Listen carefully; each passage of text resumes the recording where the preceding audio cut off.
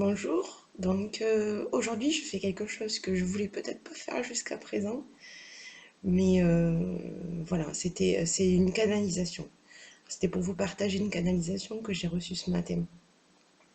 Donc je vais vous expliquer un peu comment ça se passe, comment je les reçois. Après c'est moi, c'est personnel, chacun est différent. En fait je suis plus disponible le matin. Dans ma tête, dans mon esprit, je me lève, je bois mon café.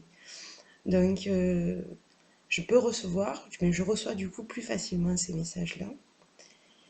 Et sinon, je fais une méditation. Ça me permet aussi voilà, de chasser les idées qui pourraient me gêner, la charge mentale, etc. Parce qu'on a à faire dans la journée, les obligations, les contraintes. Voilà, c'est mon système de fonctionnement. Et donc ce matin, j'en ai reçu une. Ouais, là, vous voyez petit toutou.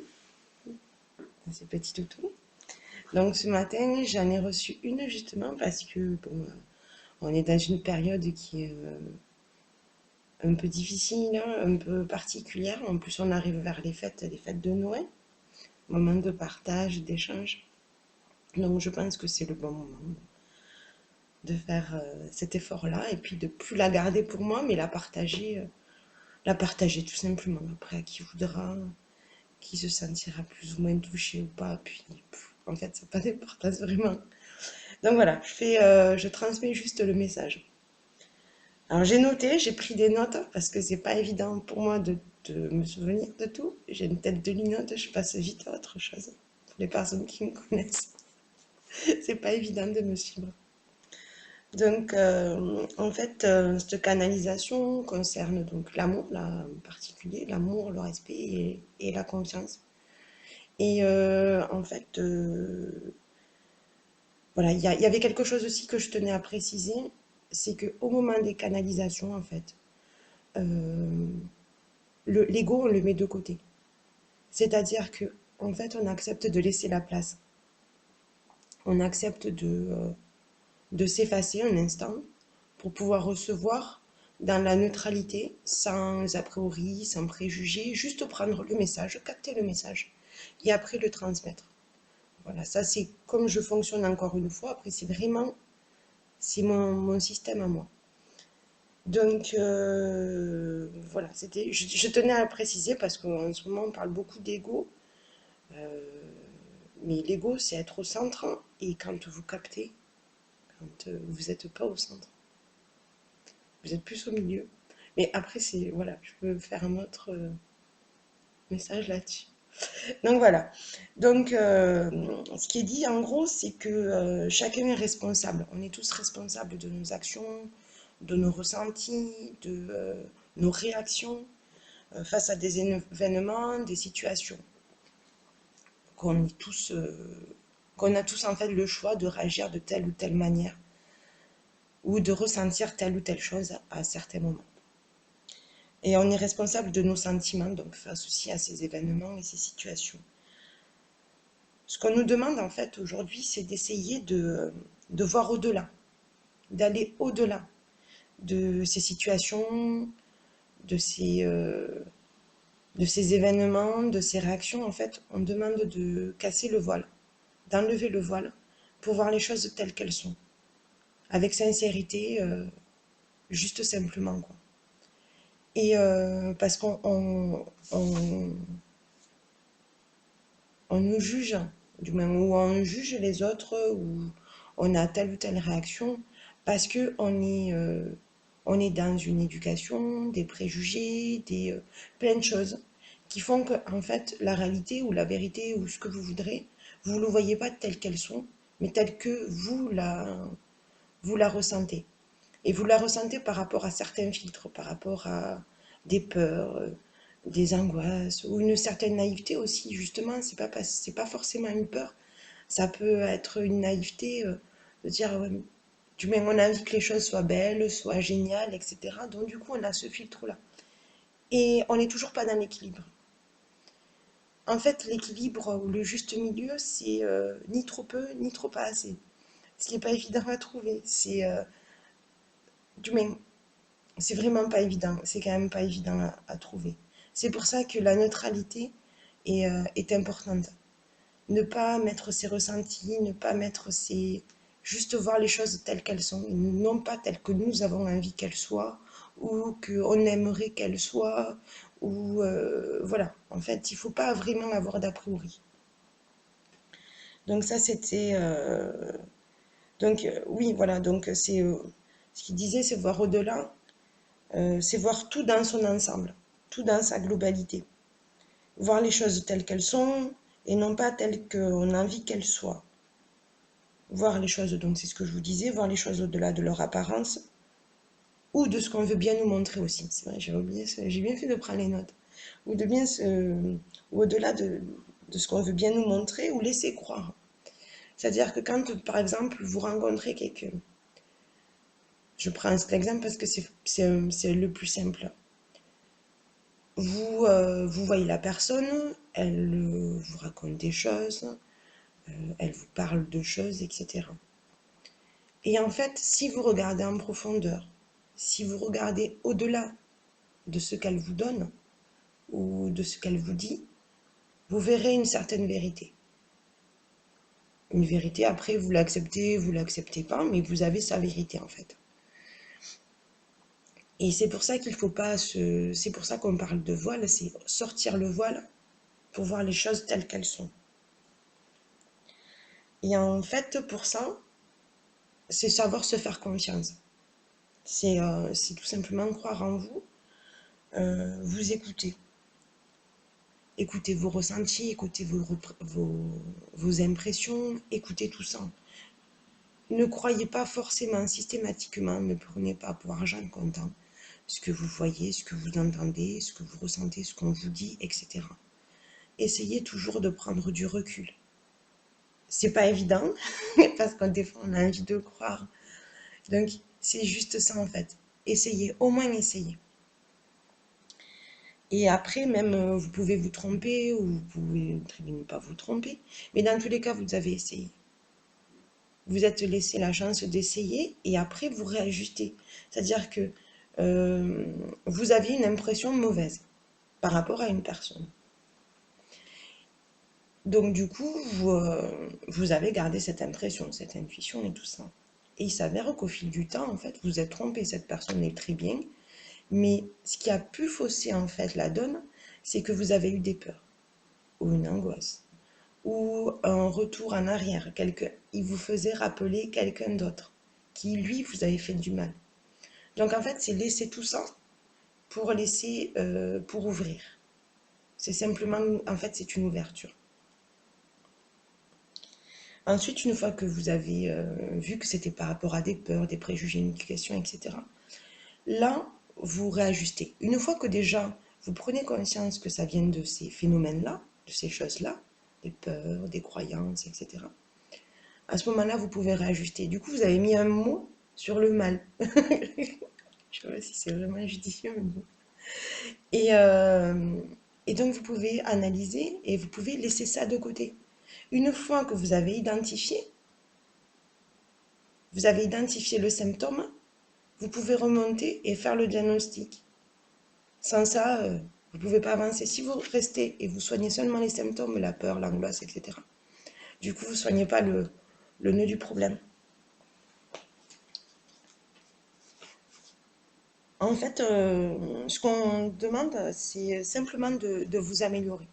On ne demande pas que vous changiez, que vous transformiez, que voilà, en fait. On vous demande simplement de rester vous-même, mais en mieux. On vous demande donc de devenir meilleur. En fait, c'est le but, c'est pour d'abord vous. C'est pas une question d'ego, c'est que on donne, on ne peut donner que ce qu'on a. Si on n'a pas confiance en nous, si on ne s'aime pas, si on ne croit pas en nous, s'il y a tout ça, on ne peut pas croire aux autres. Il va y avoir forcément une part de doute, une part de soupçon, ou toujours quelque chose, toujours un blocage. Donc, devenir meilleur pour vous, pour vous-même et pour les autres. Euh, donc, en fait, on dit aussi, vous ne pouvez pas sauver tout le monde, et puis même, vous n'êtes pas là pour ça. Vous êtes là d'abord pour vous améliorer, faire vos expériences. Et Une fois que vous avez fait ça, en fait, c'est une partie du chemin. Vous êtes sur le bon chemin. Une fois que vous avez décidé d'améliorer, de voir pourquoi, parce que honnêtement, tout le monde a ses qualités, tout le monde a ses défauts, hein. Ça, c'est des choses, hein. Ça, c'est normal. Mais on arrive plus facilement à identifier nos défauts que nos qualités. Et justement, si on arrive à identifier nos défauts, pourquoi on a ces défauts-là? Comment on peut les améliorer? Et en fait, c'est les passer en qualité. Moi, je suis têtue, mais en fait, c'est une... euh, si je vais dans l'amélioration, en fait, je suis déterminée. Quand j'ai une idée en tête, je vais jusqu'au bout. Je me donne à fond, je me laisse l'opportunité d'y arriver. En fait, j'ai transformé ce défaut d'entêtement en une qualité de me surpasser, de me lancer des défis.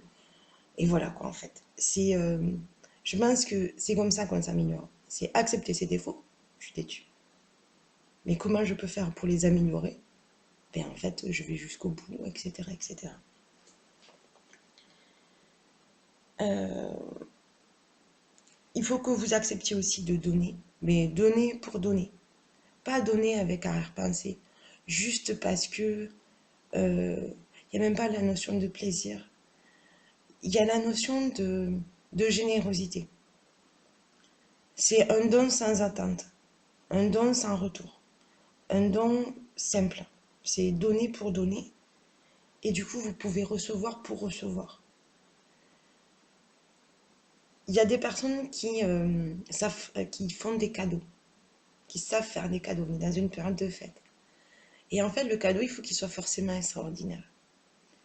Parce qu'on va se mettre à comparer par rapport au cadeau qu'on va nous recevoir. Et ça sera jamais assez bien. Alors qu'en fait, on s'en fiche. L'important, c'est juste donner parce qu'on a envie. On a envie de voir cette personne heureuse, de voir la joie dans son regard, le sourire. Le... On a envie ça. Et la personne en face de nous, elle a envie que nous fassions comme ça aussi. Si maintenant on ne sait pas recevoir, on n'aura pas cette réaction de bonheur, de joie, et finalement on lui gâchera la fête. Donc c'est dommage. Donc donner pour donner, recevoir pour recevoir. Juste. Et oui, ah oui, voilà. Et il y a aussi une période, on est dans une période de beaux discours en ce moment. On voit fleurir partout des bonnes paroles, des beaux discours, des beaux mots, et qui parlent surtout d'amour, hein, d'amour, de cœur, etc. Et paradoxalement, en fait, on est dans une période qui manque d'amour, qui manque vraiment d'amour et de sincérité. En fait, d'après ce que je captais ce matin, d'après ce qu'on m'expliquait, l'amour, c'est pas une parole. L'amour, c'est une énergie. C'est pas des bons mots, c'est une vibration. Ce sont pas des beaux discours, hein. C'est un acte. C'est quelque chose qui va et qui se vit. L'amour se vit. L'amour existe. Euh, C'est difficile à vous expliquer comment je le ressens. En fait, c'est quelque chose qui vous transcende. Certes, c'est en vous. C'est à l'intérieur de vous. C'est à l'extérieur de vous. C'est vraiment comme une porte à un échange. C'est une ouverture sur l'autre. Une ouverture sur vous et une ouverture sur l'autre. À partir du moment où vous fermez ça, vous ne pouvez plus vous ouvrir sur l'autre. Et donc, ça va bloquer aussi à d'autres niveaux. Voilà, l'amour, c'est une vibration, c'est une expansion qui vous dépasse et donc qui est à l'intérieur et à l'extérieur de vous. Alors, elle a pas à être contrôlée. On ne contrôle pas l'amour, on ne la maîtrise pas. En fait, c'est juste un échange. C'est pas un partage, c'est un échange. C'est je te donne, je reçois, j'accepte de recevoir.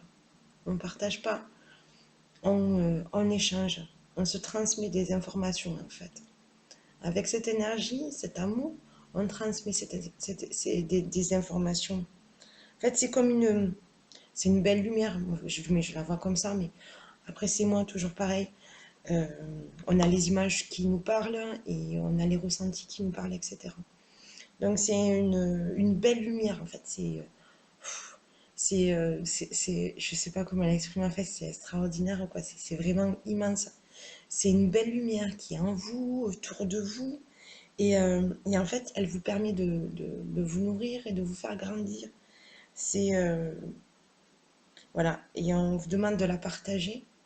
Une fois que vous avez pris conscience de cette lumière, mais de la vivre, cette lumière, elle peut devenir encore plus immense.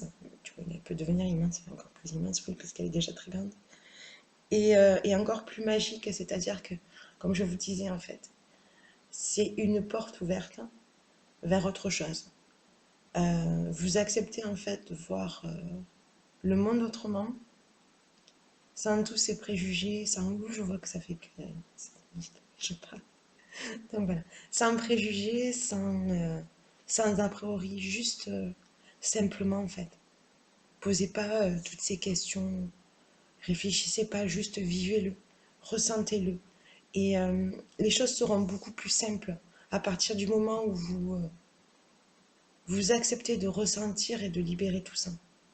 Juste, voilà, donc on vous demande de faire confiance, de respect, de responsabilité et d'amour. Voilà. Bon, j'espère que ça vous aura plu. Je suis désolée, c'est la première fois, donc c'est un peu catastrophique. Mais bon, on va s'améliorer. Donc voilà, donc je vous souhaite une très bonne journée et n'hésitez pas à me laisser un commentaire pour que je puisse m'améliorer aussi. C'est important. Et pour faciliter aussi le partage. Donc je vous remercie beaucoup et à une prochaine fois.